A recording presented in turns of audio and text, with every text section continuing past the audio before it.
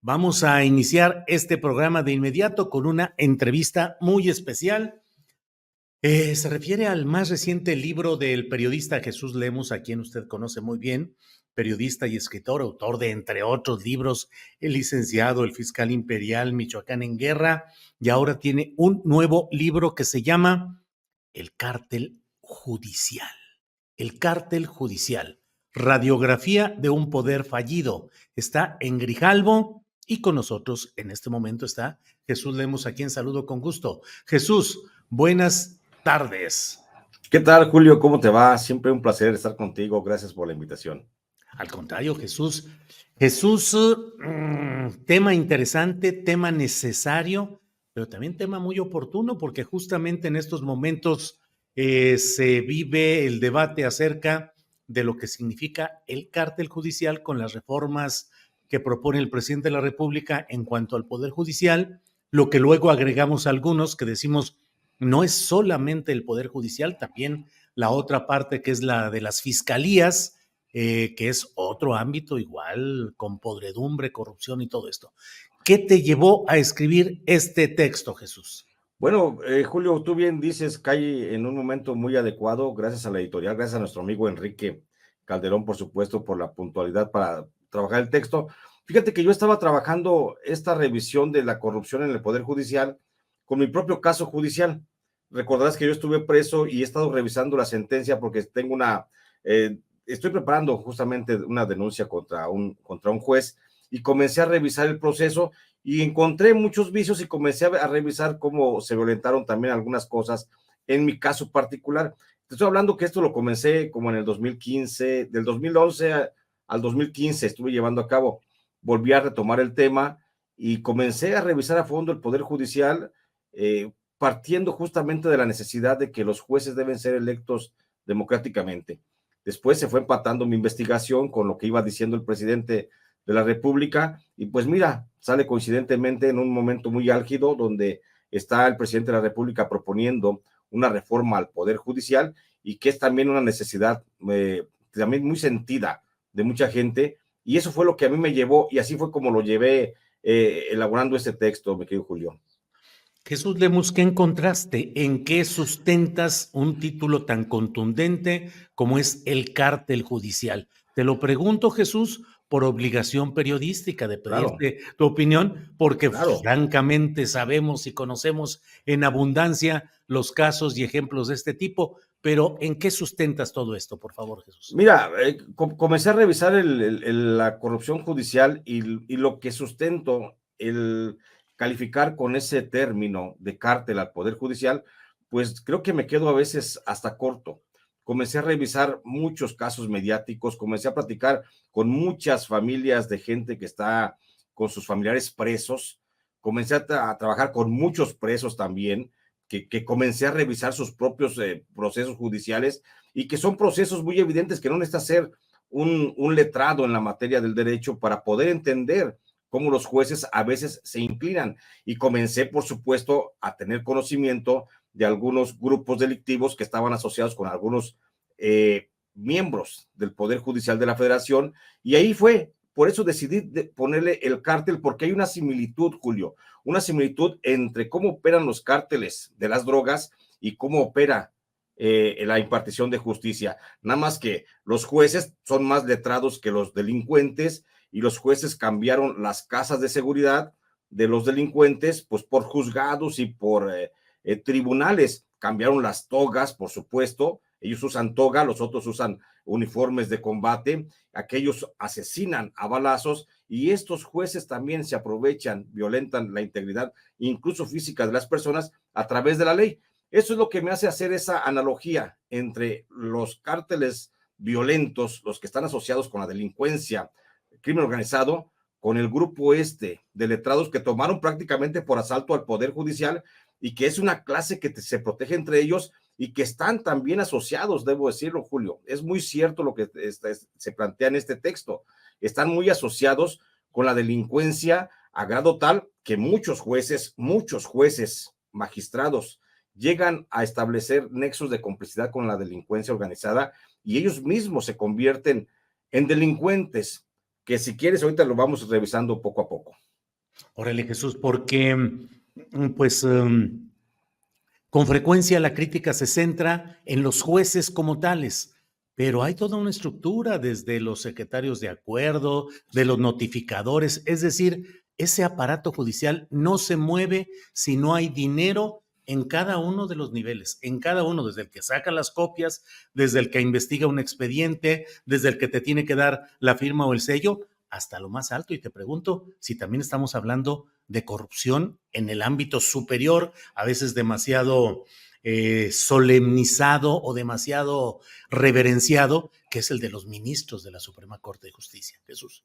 Claro que sí, Julio. Fíjate que lo que plantea el presidente de la República, que habla de cómo los jueces tienen altos sueldos, tienen una vida regalada, tienen una vida de privilegios y utilizan los fideicomisos para vivir a su antojo, pues la verdad es que se queda corto con lo que realmente hay dentro del Poder Judicial.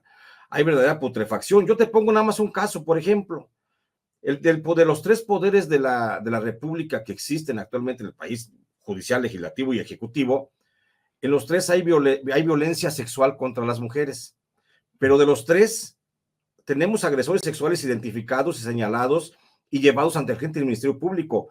Hay trabajadores del Ejecutivo que están señalados por violencia sexual y tienen órdenes de captura o tienen procesos abiertos, igual trabajadores o miembros del Legislativo, pero solamente en el Poder Judicial no existe ningún caso de violencia sexual registrado ante la Fiscalía General de la República o ante las fiscalías, siendo que en el Poder Judicial es donde mayor cantidad de violencia sexual se registra contra las trabajadoras en ese ámbito, y siendo que hay jueces, y fíjate, jueces y magistrados violentadores, o sea, agresores sexuales que están señalados, y ahí en el libro manejo casos muy concretos de cómo la víctima denunció ante el Consejo de la Judicatura, y el Consejo de la Judicatura como sanción a veces a la víctima simplemente la despidió, y a veces los jueces o los ministros, los magistrados agresores fueron cambiados nada más de adscripción. Nomás para darnos una idea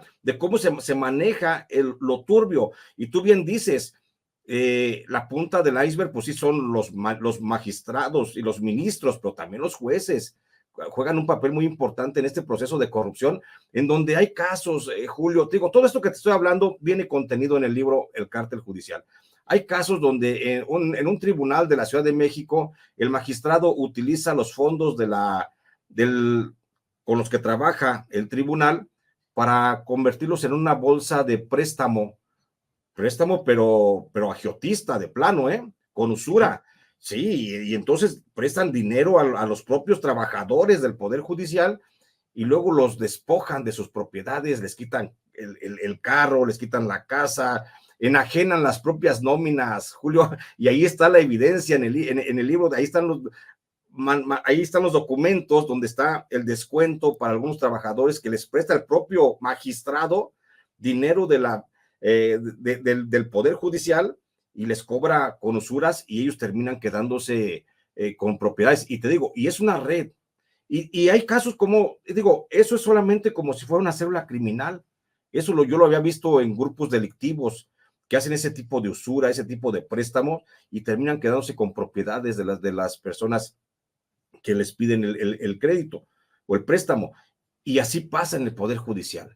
Digo, no es nada más lo que dice el presidente. El presidente ha señalado la corrupción de los ministros y de algunos magistrados y señala a veces a algunos jueces, pero el grueso de la corrupción, la verdad, se sedimenta, está hasta abajo lo más podrido del Poder Judicial, y aquí yo lo voy contando poco a poco. Yo calculo que hablo como de algunos 600 magistrados y jueces, entre 600 magistrados y jueces, que son de los que hablo en casos concretos y particulares. No me alcanzaría un mar de tinta y de papel para contar la historia de toda la corrupción que encontré, pero voy poniendo ejemplos y voy señalando nombres y voy señalando cargos y explico justamente cómo el Consejo de la Judicatura, a veces en lugar de sancionar a estos jueces o magistrados, los promueve y los cambia de adscripción y los va llevando, que al cabo es un poder oscuro que no le da informe a nadie. Ujú. Y no nada más eso, te digo, podemos verlo desde otras aristas. Por ejemplo, el problema del nepotismo. Sabemos que hay nepotismo en todo el poder, en los tres poderes de la República. Y sabemos que hay nepotismo en el Ejecutivo y en el Legislativo. Pero también se concentra grandemente el nepotismo dentro del Poder Judicial. Y te pongo, nada más por decirte un caso, el 60% de los jueces y magistrados, y también hay algunos ministros, caen en el problema del nepotismo al tener más de 3 familiares dentro de la estructura de trabajo, muchos en las propias oficinas donde ellos trabajan. Es decir, hablamos de casi 600 jueces, Julio, que ahí están con sus familiares. Hay algunos que tienen al amante y a la esposa juntos. Hay algunos que tienen al primo, al sobrino, a la cuñada, al hermano, trabajando en ese cargo. Digo, hay casos de magistrados que tienen 17 familiares en una oficina con 25 plazas para operar. Y 17 son de ese funcionario. Y otros tienen 12, y otros tienen 14, y otros tienen 3 hermanos, y otros tienen hay jueces que tienen esposa y amante, te digo, en el mismo poder, en la misma sala, en la misma oficina. Entonces, es un problema que sí se debe de resolver, pero súper urgente. Más que resolver el problema de fondo de la votación, que es necesaria, votar a nuestras autoridades judiciales, es necesaria. Hay que también instituir una especie de cartilla moral para estos personajes, para que se limpie, porque de veras que yo me quedo así sorprendido, te digo, cuando reviso información y tú me preguntabas, ¿de dónde sacas todo esto para decir que el Poder Judicial es un cártel? Pues lo saco de los propios documentos internos que tiene el Consejo de la Judicatura, peticiones de información y una gran cantidad de procesos que se entablaron contra propios jueces y magistrados por parte de trabajadores dentro del Poder Judicial. Eso es lo que le da soporte a este texto.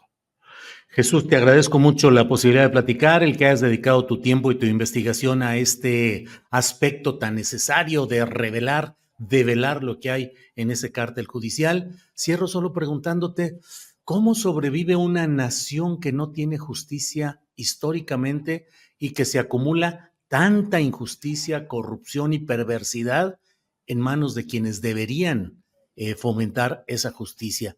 Esos togados, esas uniformes, uniformes judiciales, ¿son corresponsables graves de la situación que vive el país? Son promotores, diría yo, querido Julio, son promotores de la situación que vive el país, estos togados, letrados todos, y por eso ahí radica la mayor responsabilidad, porque no son ignorantes de lo que están haciendo, lo hacen con pleno conocimiento y son promotores prácticamente de esta situación que está pasando. Y simplemente yo diría, va a llegar el cisma, Julio, va a llegar el momento en que un pueblo como México, que va despertando, no puede continuar con un régimen de impartición de justicia como el que tenemos. Y la otra parte no puede tampoco soportar un régimen de procuración de justicia como el que tenemos. Y creo que esas dos partes tienen que empatar en algún momento para que esto cambie definitivamente. La Procuración de Justicia, las fiscalías, Jesús. Así Claro. es. Uh-huh. Sí, claro, digo, tú lo decías al principio, las procuraciones, las fiscalías, la Fiscalía General de la República son puntos claves para que también puedan empujar a los jueces, porque por un lado, las fiscalías y la Fiscalía General hacen trabajos flojos, eso les da mucha salida a los jueces para que los jueces puedan dictar y cometer una cosa que se llama prevaricación, que es el dictado de una sentencia cuando se sabe de antemano que está mal y que va a dañar a alguien. Entonces, son las procuradurías las que les dan la puerta de salida a los jueces. Si tuviéramos procuradurías o una procuraduría, una fiscalía fuerte, seguramente el Poder Judicial no estaría haciendo lo que hace hoy con la gente. Jesús, pues te agradezco mucho esta oportunidad. Tenemos ahí la portada del libro, El Cártel Judicial, de Editorial Grijalvo. Ya está disponible en librerías, entiendo que también por la vía del libro electrónico. Así es que a leer la radiografía de un poder fallido, el cártel judicial J. Jesús Lemus. Jesús, como siempre, muy agradecido de poder platicar contigo. No, Julio, el agradecido soy yo, siempre estar aquí en este espacio. Estamos pendientes, te mando un fuerte abrazo. Igual, hasta luego. Gracias. Gracias.